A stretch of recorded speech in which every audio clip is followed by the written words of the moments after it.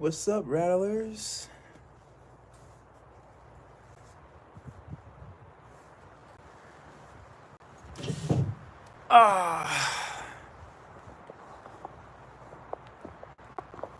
Welcome to Pit ER. Welcome. I am Death Rattle, aka Dr. Rattle, and I believe movement is medicine. So, before we get into this, I had a little incident. I have a Zoom call, and I'm all waiting, and it's actually not to 12:45 my time. So that gives me some time to slither in the pit, and we are going to get into the Rattle Cage.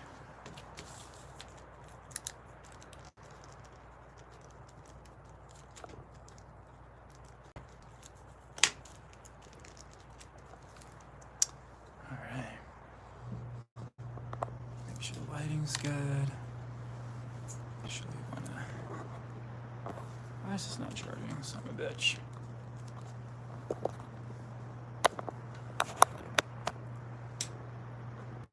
My phone has been acting wonky. Fuck.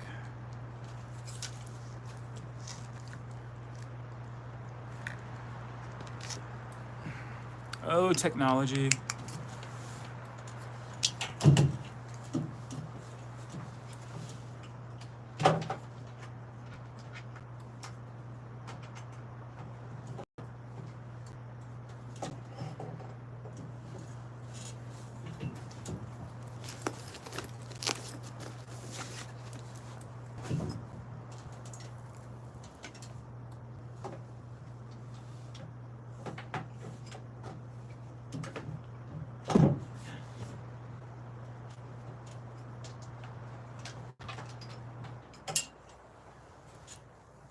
Bear with me.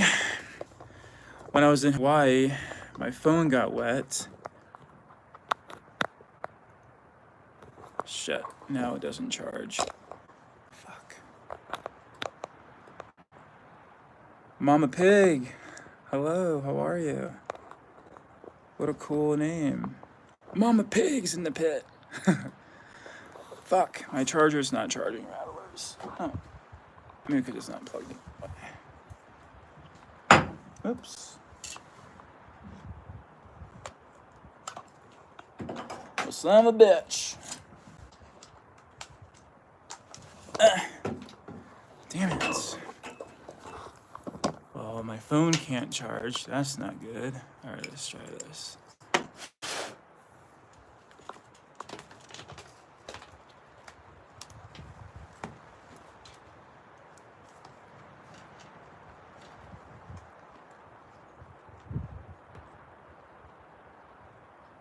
Definitely gay. Yes, I am definitely happy. And you're definitely in the wrong pit, my friend. We don't throw projections here. That says more about you than it does me. Just saying.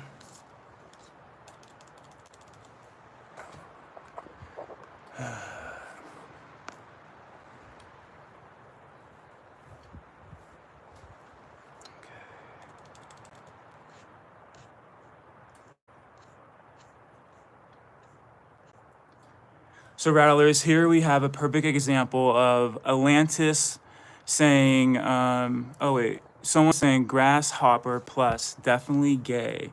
Oh, thank you, be respectful. Amen. Like, that is exactly what we're talking about, rattlers. That's the first thing what happens when you go live.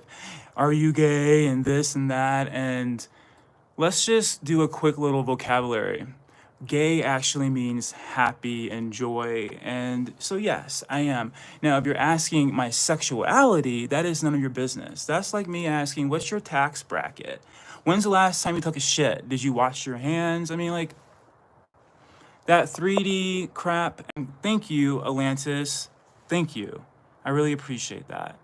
Because, again, going live is not easy like they tell you it is, because you have stuff like this. So, Grasshopper, please, sending you love, but please check the frequency. Please check where you're driving. I mean, hopefully you pay attention when you're driving on the road, or when you are ordering a meal, you're paying attention.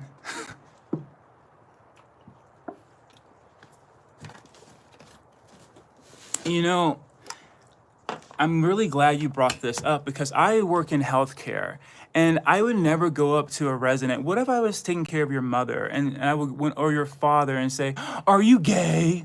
Are you gay? Is that your real hair? Oh my God."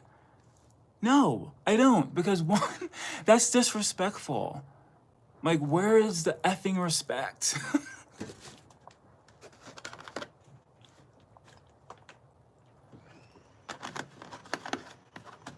That question is just getting old. It's getting played out. And do some research before you ask if someone's gay or not, because gay actually means happy. And I think everyone should be gay. I think everyone should be allowed to have freedom, and one, of who they love, but two, their self-expression.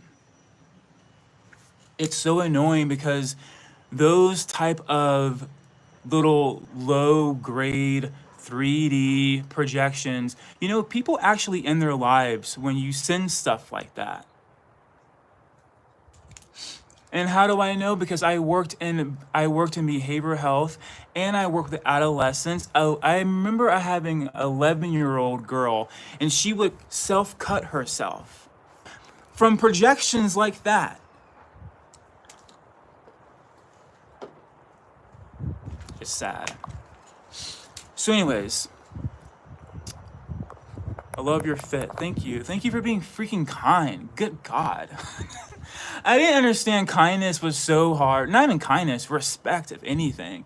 And again, it's just like, this is how, when you're at a high vibration and when you see someone throwing low vibration, is kind of like you're driving up to Wendy's, and then you're yelling at the driver, or you're yelling at the worker because they don't have pizza there. And the worker is probably looking at you like, hello, did you not read? Like, you are at Wendy's. Why are you asking for a cheeseburger? And so, hello, you're in a high vibration where we express our creative energy, and we're not here for permission. So if you're looking for permission to be rude, to be disrespectful, you're in the wrong spot. And that energy is going to say more about you than anything else. And if everyone else is vibing at a high vibration, and then you come in here, Venom, because I know it's not coming from your higher self, it's coming from a wounded self, and you're throwing fucking shade, and I'm like, why? Like, what is the reason of that? But anyways, and this is why I rattle. This is why I move. Because venom like that is like, they think when you throw projections, like, what do you think it's doing? And more importantly, what is it doing to you? What is it saying about your energy, about your vibration, about what you are going through in your life? If that's the first thing that you say out your mouth, are you gay? Like, come on. Fuck. Lord help us. Anyways, so I have until about 12:11, and I'm going to do some channeling. And today's topic is about, right now we're in the Rattle Cage. And basically what the Rattle Cage is where I speak my truth. And it's almost like, don't take this personally, but it's almost like you're not here. Because obviously there are distractions that come in. And it's kind of like, if I'm driving on the road, I'm not looking at my phone because there are distractions. And then I can get an accident, or I can hurt someone. So that's why I just do this quick little check-in. And yes, gay means happy. Thank fucking God. Like,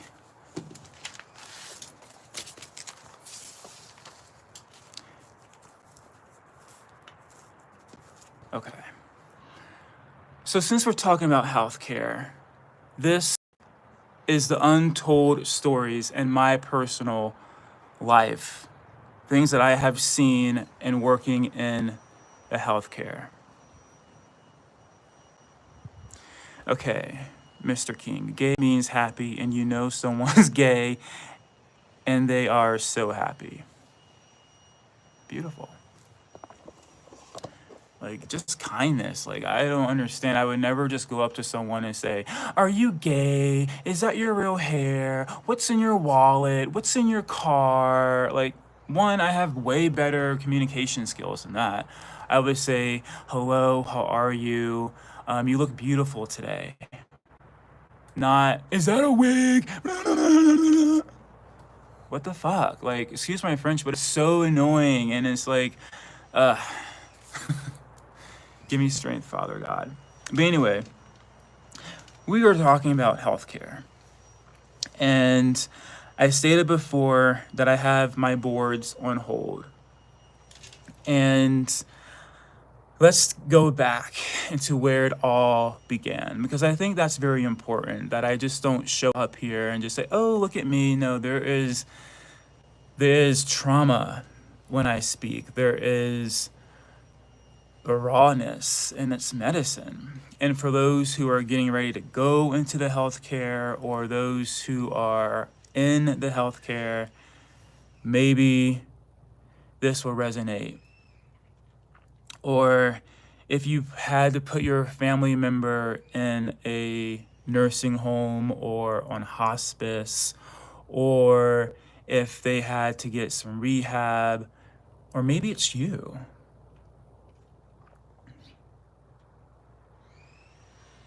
So now I'm getting ready to just to close the rattle coral. We connected, and now I'm just getting ready to download. And what I mean by download is I'm not looking at a script. There's no teleprompter. This is all channeled information. So if this aligns with you, thank you for being here. If it doesn't, this will be your time to slither out. And I'm saying peace and sending you love. Okay? Now, healthcare, this might rattle some cages, but it has been rattling mine for a very long time. And for those who are in healthcare, God help you, because God help us, because it's not easy. This is not us going to Party City and buying that little lab coat, or going to Party City and becoming a sexy nurse. No, this is like real life, where people actually die, where people are actually very sick. There's no pretending. I'll come back to that. There is a little bit pretending. And what I mean by that, it's from the lie of the system. I'll take some notes to that. Okay. So I started out in healthcare when I was 15 or 16. And I remember being, I think it was my junior or senior year in high school. And I remember just wanting that freedom of not having to ask my grandmother or my dad for money, and just the freedom of putting gas in my car and paying for my car insurance, even though I think my dad paid for my car insurance. But I paid for, my clothes and my back. And it was just that type of independence that I was really hungry for. And so my cousin, she worked at this facility in Virginia. And there's no need to say the facility. Pretty much is, to me, in my opinion, it's the same shit, different day. The grass is not greener on the other side. And I really hope I can charge my phone, because yikes. So I told my cousin, I was like, I really want a job. And she says, I can get you a job in dietary. Now, if I had to pick of all jobs, would I want to be in dietary? Absolutely not. And the fashion wasn't my favorite. We had to wear these white, big, bulky shirts. And we had to wear these black scrubs, and they weren't even fitting. They were like baggy. I'm like, this is not appealing to my figure, but whatever. And wow, I remember working with this coworker. Her name was Ashley.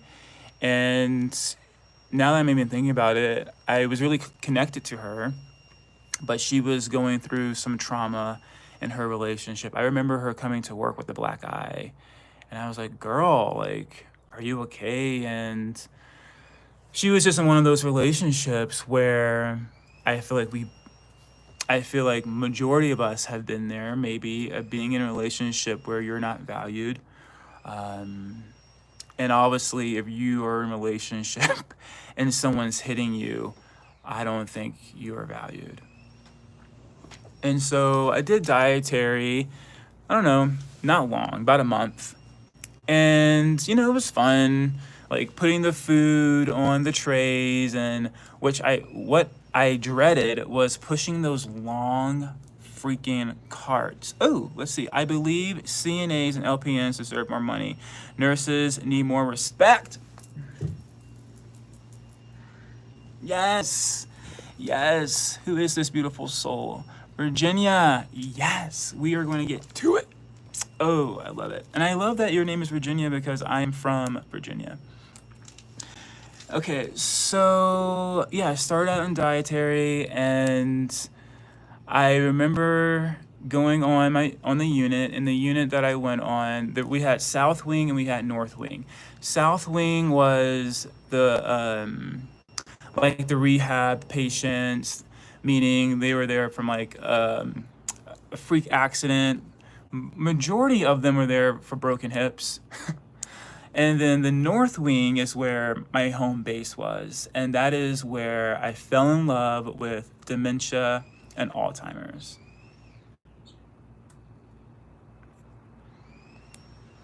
Okay, I was not being rude. You just gave me Lenny Kravitz vibe. I'm sorry.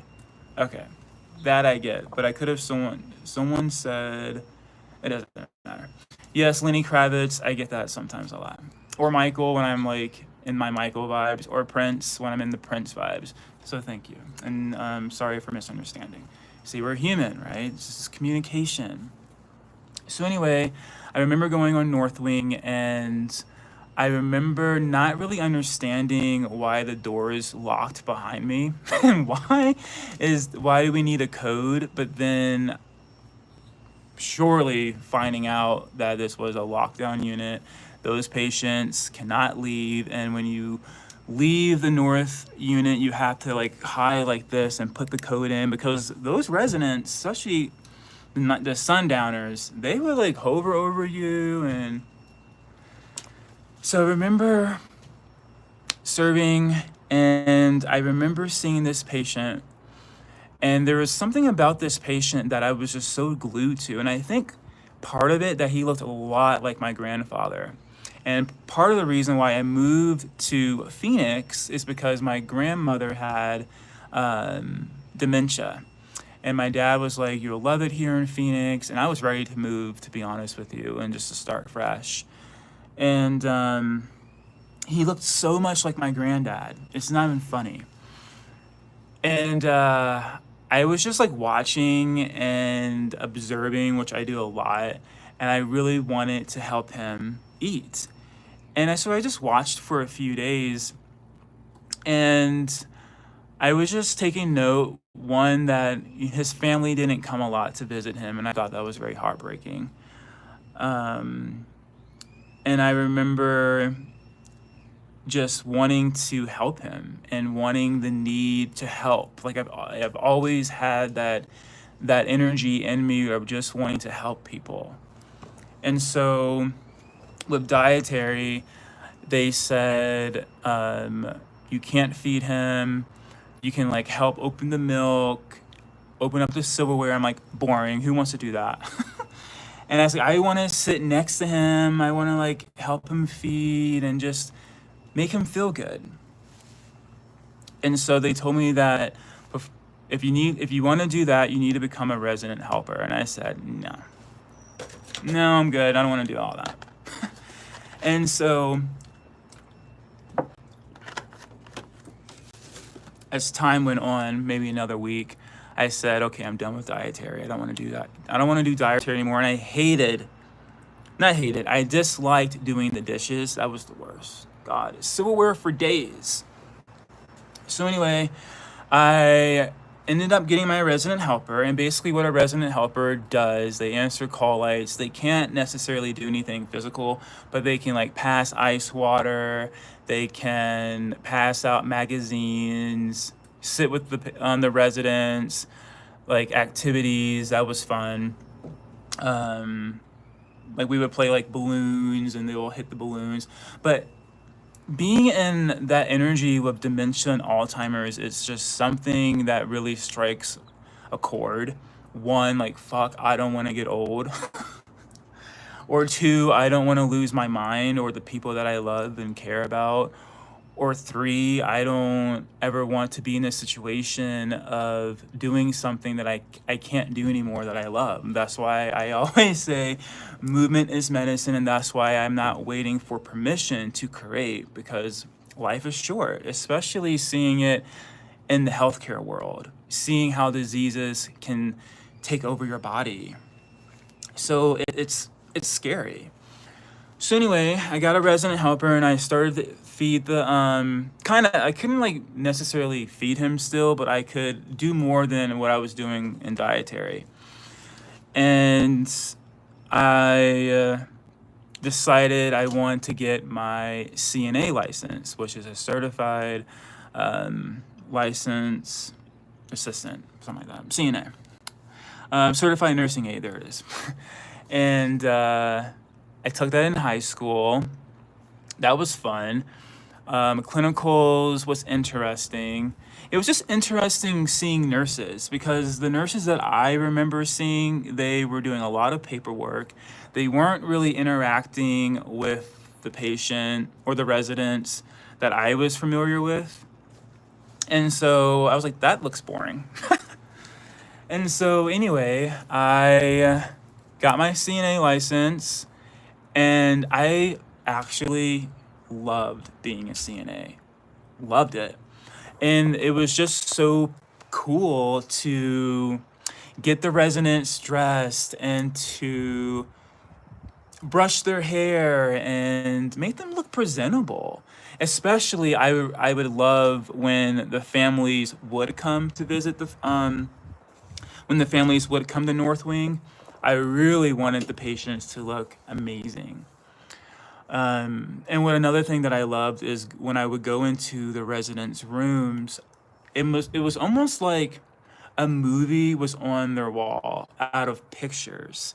And they say pictures tell 1,000 words. And it was so cool to see these residents in their younger days, like when they're like in their 20s or 30s, and when they got married, and just to see the timeline. It was beautiful. But then it was also interesting when residents would strip off their clothes and play in their feces or eat their feces. Or I remember I remember this one patient, and he would always rip out his tube feed. And I also remember this one time where the same patient, he had really bad C. diff. And C. diff, if anyone knows what C. diff is in the healthcare world, if you even smelt it, I can't even describe it. As soon as I smelt it, my eyes were watering. But anyway, it's like leaky waterfall diarrhea. And I remember this poor patient. I just remember him being covered head to toe, and I remember me and my co-workers, we were like this. It was really cool hanging out with the other CNAs and the nurses, and we had to like gown up, and this this patient, he would we had to bob and weave. And if you're in healthcare, you get it. Like, you have to bob and weave sometimes.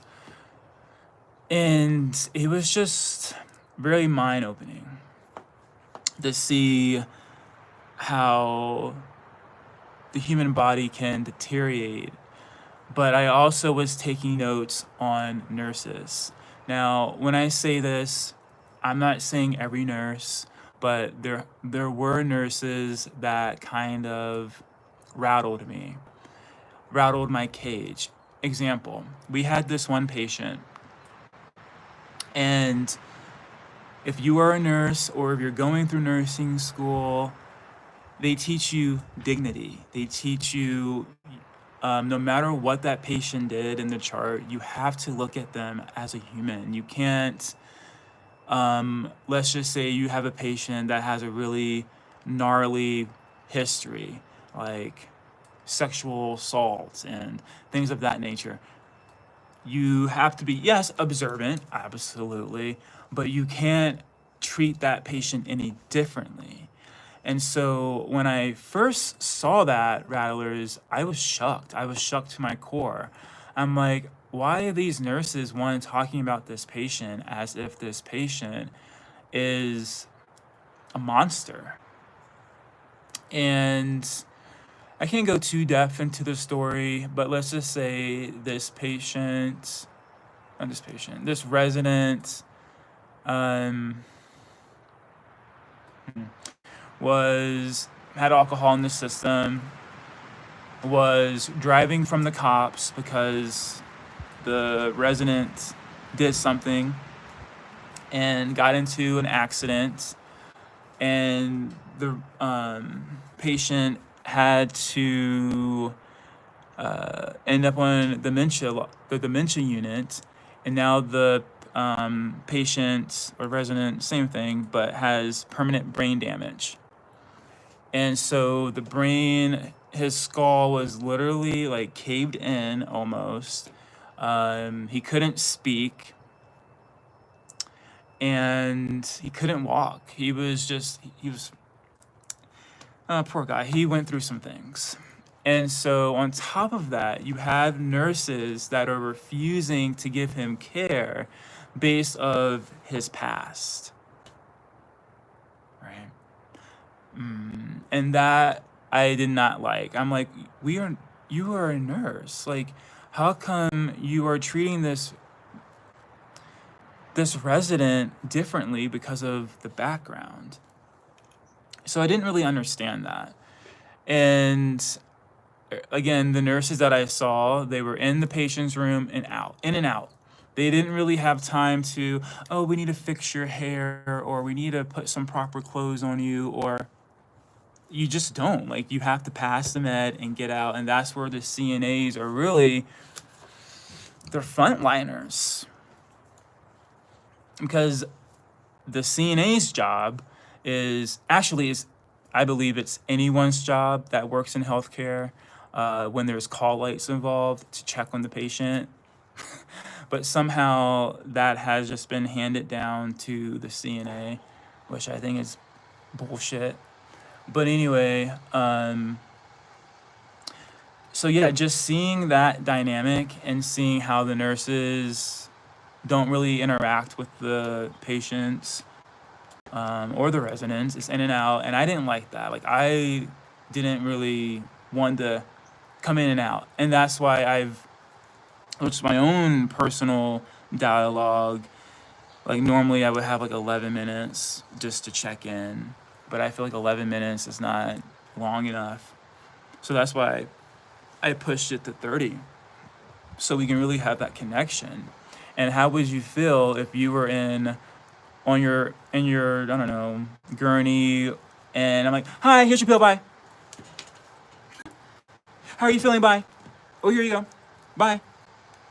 That's how it is.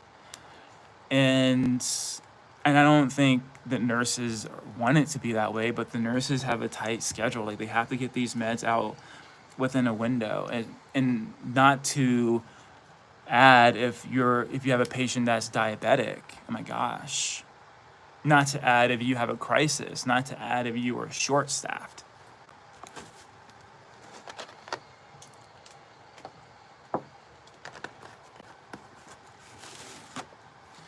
Man, we had some residents that will whip our asses, and they get this strength out of nowhere. I remember the first time I witnessed a resident eat her feces, and that was something. I'm like, wow, that's really happening. Oh. She thought it was chocolate pudding. Fair. And so all of this, I mean, you don't see this on a daily basis, right? Like, and you're witnessing this for 12-hour shift. So you best believe I need to rattle my soul. You best believe I need to move. I just witnessed patient eating her feces or getting called names. I mean, oh my God, we had some patients that were, especially behavioral health. I mean, that was kind of scary. And so when I moved to Phoenix, I kind of switched gears. I got into hospice, and that was cool. And basically, hospice, for those who don't know, it's I think it was called Right at Home. It's the company that I would work for. But you would go to the resident's house, and you would, you don't know, let me tell you. You would check their vitals. Especially if there was home care, they would have, what do you call it? They'll have a nurse that would come do, like, give them medication. And then you have the aides that would change them, shower them, get them dressed for the day. If they had appointments, you would take them to their appointments. And that freaked me out. I had one patient that I had to take care of, and he had appointments, and I did not like. That's like, I don't even like driving other people's kids because it just freaks me out. I don't want that responsibility. And so anyway, so I did Right at Home for a while. And then my grandfather, I would help my grandfather take showers. And then my grandmother, she had dementia. So just trying to balance all of that was a lot. And just trying to figure out my own personal life. Like, I really wanted a relationship. I just moved from Virginia, which was like nothing but trauma base. I moved to Phoenix for a fresh start. And so I stayed with my dad and his parents, and it's just so interesting. One day I was going into the refrigerator, and my grandmother, she was like, "Who are you?" I'm like, whoa, that's crazy.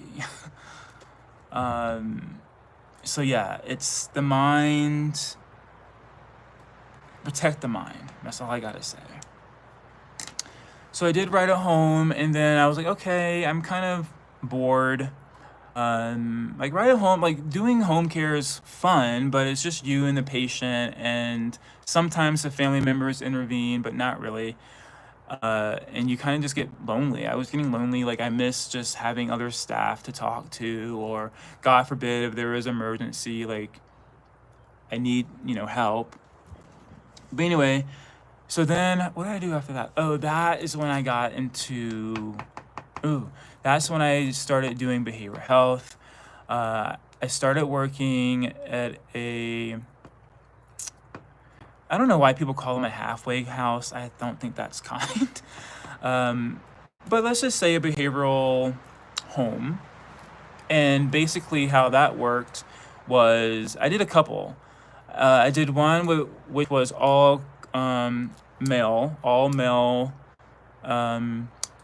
residents. And that was interesting. And then in these residents, they were court ordered, meaning they had to be at this home. They had to finish out their court order, and part of that court order was taking their meds. And somehow, I don't know how, but when I was in behavioral health, we were allowed to pass meds, which I don't know. We were just allowed to pass meds. Behavioral health tech is what I was doing. And yeah, that was interesting. Just the different behaviors that you see. Oh my God, we had this one patient that, I don't know, I keep calling him patient, resident. And he had a really bad lice. I mean, he had lice all in his ear, all behind his ear. These men did not like to shower. And part of their ADLs, which is their active daily living, was to shower, brush your teeth, eat, but that was very challenging. Not to all of them, but majority of them, it was a hard nut to crack. And then I also worked with a co-ed, the men and the females. That was interesting. And then I worked strictly with the females. That was also interesting. When I mean by that, interesting, drama, a lot of drama. And I think the first time that I was shocked by the healthcare system, I had a patient. I keep calling her a patient. I had a resident, and she was court ordered, and she wanted to go to her boyfriend's house. And for that, you have to get approval. So what I would have to do, I have to call the case manager and call the guardians. Like, they just couldn't go. And I was a house manager, so that was my job. And let me tell you what a house manager had to do. We had to do grocery shopping, which was a pain in the ass. We had to do staffing, which was another pain in the ass. And then we had to call the pharmacy to make sure the meds were all stocked, which that was also a pain in the ass. Because when you are like a manager, you have to do your job, and I feel like everyone else's job, especially if you're someone that likes to do the job well, like I do. And so, like, for example, if I have my staff and they're showing up late constantly, like, I don't want to be that person to say, why are you always late? Tell me why, like, what's going on? And so there's been times where I have covered for my staff members because I just don't like getting people in trouble. And then, anyways, when they would mess up on the MAR, and I'm like, damn, if you're going to be late, at least do your job. But you know who got in trouble for that stuff? I did.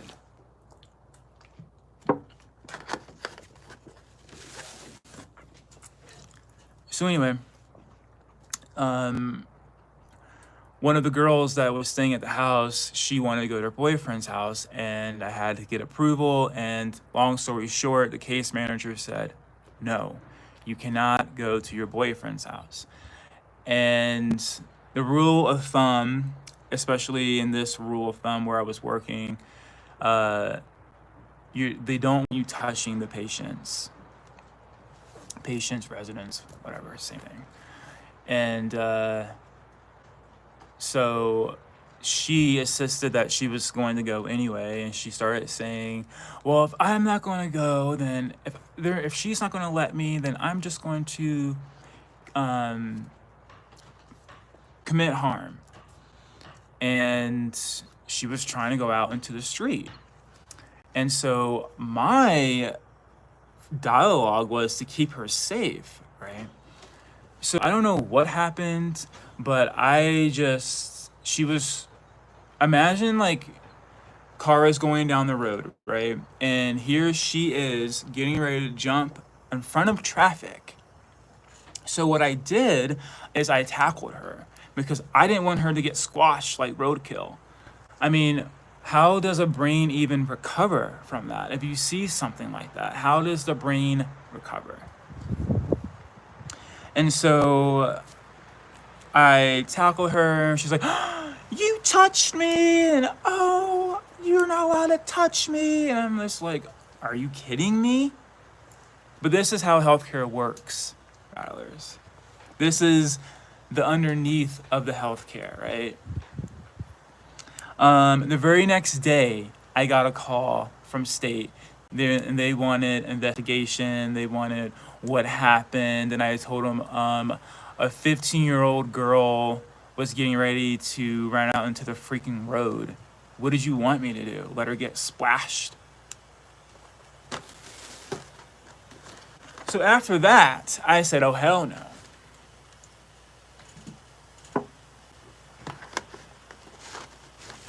Done. Can't do it. So then I went to another behavioral health, and this was a behavioral health hospital. And I think this hospital was probably the most challenging facility I ever worked at, So here is how it works. So they give you a band, a wristband, and this band gets you into the door because everything is locked up. And what I mean by everything's locked up, like the doors are like gated, locked, because majority of the residents here are AWOLers, meaning they take off, they run. And so I was fearful to work at this because they're the patients are so, you'll see someone just walking down the hall talking to themselves, and you're like, whoa. And we had to do Q15s. So basically what a Q15 is you have this piece of paper and a clipboard, and you have to go around and to the resident's room every 15 minutes to make sure they're not killing themselves. Yeah, try that. And we also had to do like room sweeps, which means they can't have certain things in their rooms because they would try to commit harm to themselves or us. And oh my gosh, Rattlers, I remember one time I did not like working with the adolescents, with teenage boys. Whoa, I mean, these teenage boys have some trauma. But I remember just one day I was walking down the hall, minding my own business, talking to the nurse, and all of a sudden I feel pop. I literally got punched in the freaking head. And I wasn't even doing anything. I was just talking to the nurse. All of a sudden, boom! My head went into the freaking glass, because there's like this plastic glass where the nurses will give the meds. And it took everything in my mighty power not to snap. And I said, okay, I need to take a freaking minute. But that's what would happen. You have to like be on your pins and needles. And I remember we had this other patient. She would swallow staples. I don't know how she would find them, but you would have to watch her. Not staples, thumbtacks. She would like just get a thumbtack and swallow it. And we will have to send her out to the hospital multiple times. I remember we had another patient, oh my God, he literally almost destroyed the unit. And what we would have to do, we would have codes. And we would have a lot of code greens. And code greens is when we have to do the restraint, the proper restraint, and give them a shot in the booty. Which was sad to witness.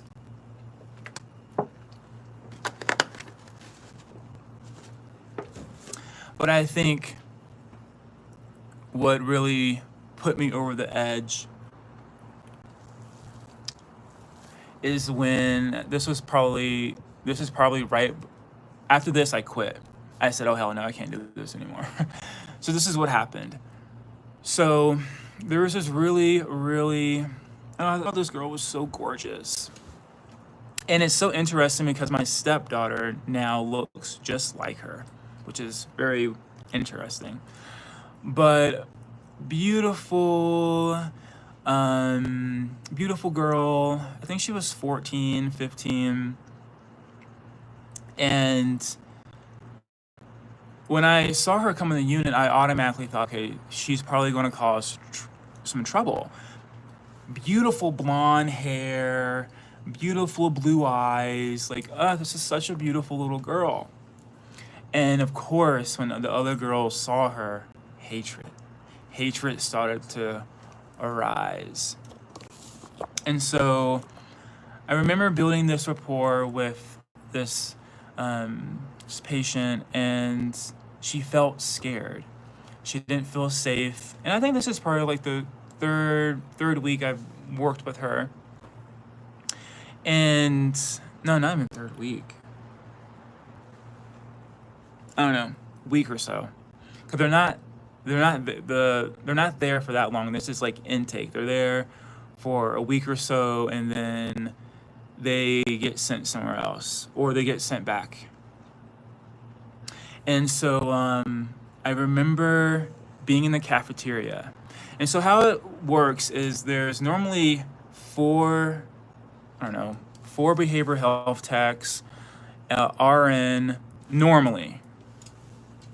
But of course, not this time. So we're in the cafeteria.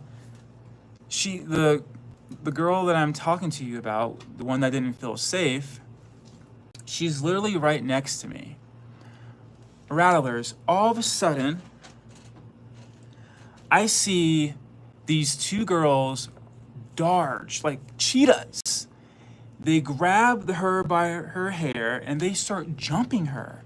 And then all of a sudden, it's like a chaotic zoo. If anyone's seen Mean Girls, where Lindsay Lohan is talking to, is it Regina? And then they start having that wild fight.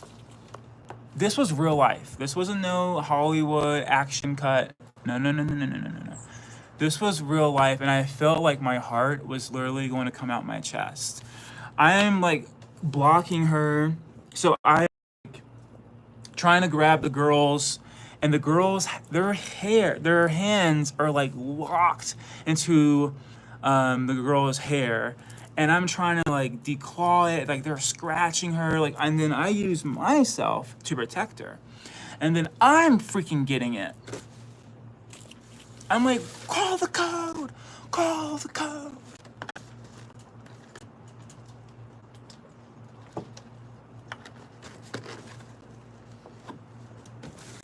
After that, I said, no more. I am so done with this type of work. And so after the behavioral health, I went back to assistant living, because I don't know, I just needed a break from working, doing Q 15 minutes. Like, it's just stressful seeing people trying to commit suicide. I remember having a patient and she used her bra string to try to hang herself. I mean, what? This is real life shit. And oh my God, I remember one patient, and this is another thing with alcohol. She literally, her brain was so damaged from alcohol poisoning. So she would crawl out of the bed. She would strip naked. She would shit everywhere, all over the place, in the hallway, in her room, and she would just lay in it and just play in it. And I'm just like, are you? All from alcohol. She had alcohol poisoning, and it just destroyed her. Yeah, the things that we, the drinks that are shoved down our throats like water.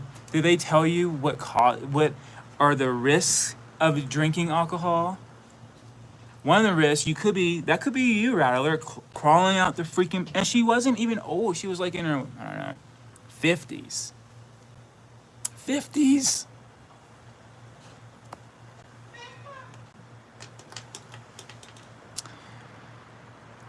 I see these horses. Look at them.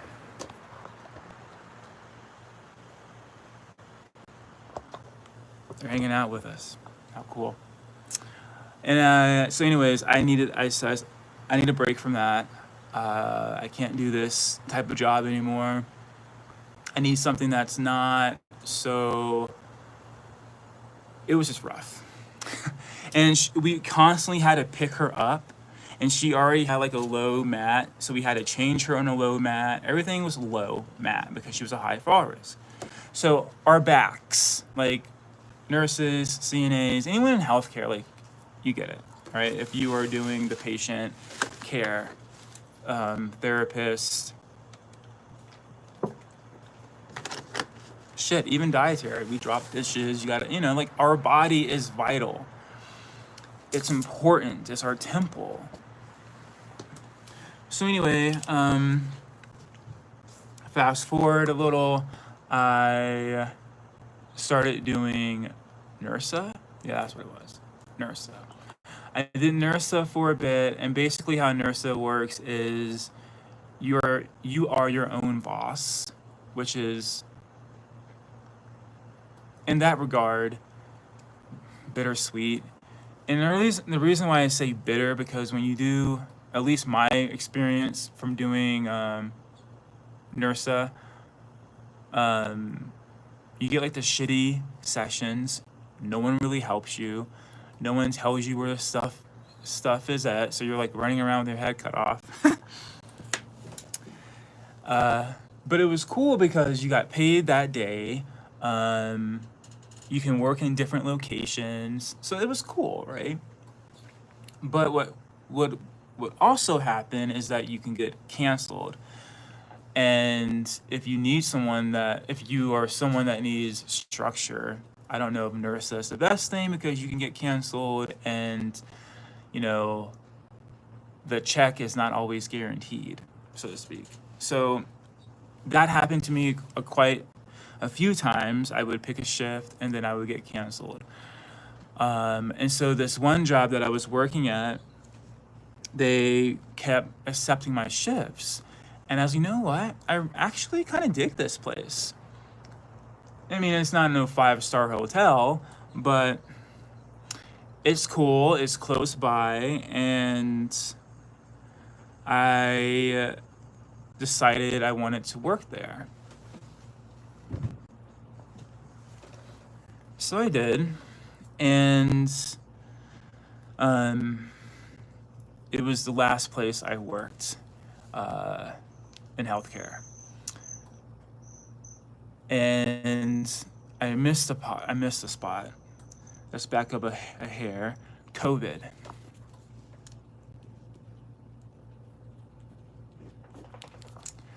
COVID. Another time I got bitten when I was in nursing school, they told us that we have to take this vaccination. If we don't, we can't go to clinicals, and if we can't go to clinicals, we will fail nursing school. Rattlers. I'm like, are you freaking kidding me? I don't even like taking the flu shot. And you're meaning to tell me if I don't take this vaccination that was just created within weeks, and you want me to take it, and if I don't take it, you're telling me that I am going to get kicked out of nursing school? What an effing joke. Working during COVID was interesting. Interesting, and let's go deeper. When I say interesting, I say that because I don't know what information was real and what wasn't real, because COVID was a real thing, don't get me wrong. But I feel like they were really putting a lot of scarcity in our nervous system. And if anything, if we are living in fear, that is going to make our nervous system not strong, which is going to cause us to be more immune to catching COVID, right? And, I would see the news, and yes, it was real. People were getting sick. People were dying. But I think my personal opinion, I feel like the news really pushed. Oh my God, COVID. Cover your nose, cover your this. But yet here we are promoting alcohol. Here we are promoting cigarette smoking. Here we are. No one's talking about, oh, you should wash your hands when you're done with the bathroom. Oh, you should drink a gallon of water a day. No one's talking about any of that. But yeah, or we should move our bodies. But now, oh, COVID. And yes, it was true that we had to go on lockdown. And yes, the family had to come around and visit their spouses. Yes, that was true. But I maybe had, I don't know, 3 or 4 patients passed from COVID, and what the news was saying, hundreds and majority of people that caught COVID, they had a weak immune system. They were already older, and if you had anything going on with your lungs, well, that doesn't help. Hopefully my phone doesn't die, so let me see if I can figure this out. Because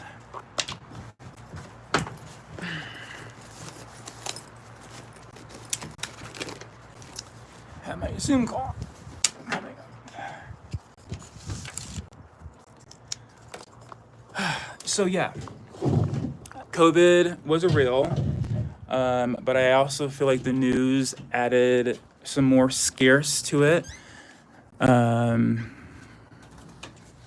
Hopefully this charges my phone, please. Fuck, it's not charging. All right, let's try now.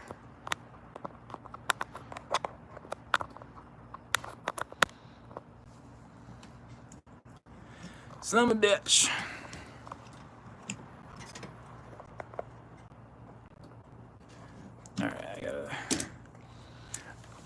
All right, Rattlers, I will be back. I gotta figure out my fucking phone. It's not charging. All right.